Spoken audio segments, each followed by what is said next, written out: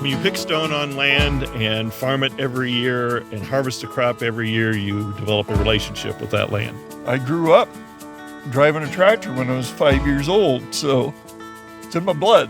What's the connection between you two? We're brothers. He says it's black, I say it's white. There we go. We have good discussions.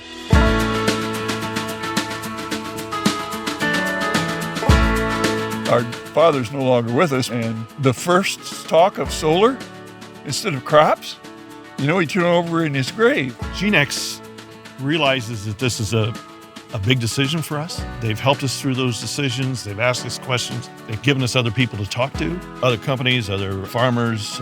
We talked to several universities to try and come up with a responsible decision. Geenex specializes in taking care of their landowners. When they start negotiating agreements with them, they really stick to them and really make sure that the landowners and their land and their concerns are taken care of right from the very beginning. And we don't just come, go to the hearings, and leave. We make sure that we become a part of that community.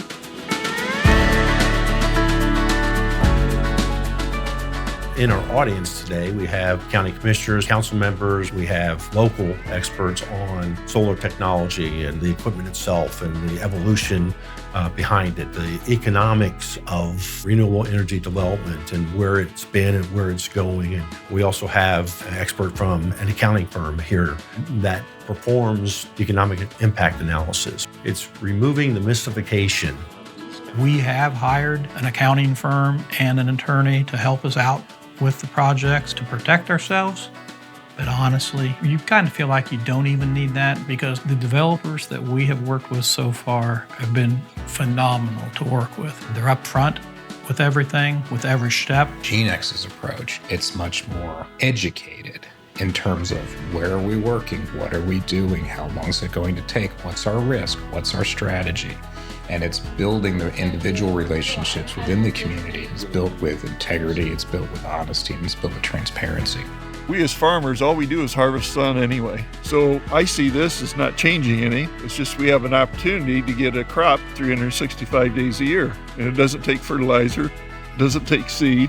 That's one of the things that helped us make this decision is just the risk in production agriculture is getting greater every year. The solar panels with their steady and guaranteed income helps take some of that risk away.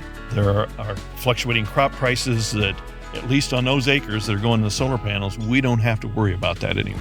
So that was very important to us. And then we looked at the rest of the decommissioning process. And again, this is all in our contract, but it tells exactly what they're going to do, who's responsible to do it. And they've suggested that normally within 6 months after the decommissioning starts, we'd be able to go in and farm the ground again. So that was very comforting for us to know that it would sort of lay fallow for 20 or 30 or 40 years, and it would be in better shape than it was the day we put the panels up. Our father's no longer with us, but I like to think I could ask him, what would you do? Once he understood the economics, and once he understood the outcome and the benefits to us, I don't think he'd hesitate for a minute to sign up. It took a long time to make the decision, but we all think it's a good one. When we found out how the community was going to benefit from this, it really made the decision much easier.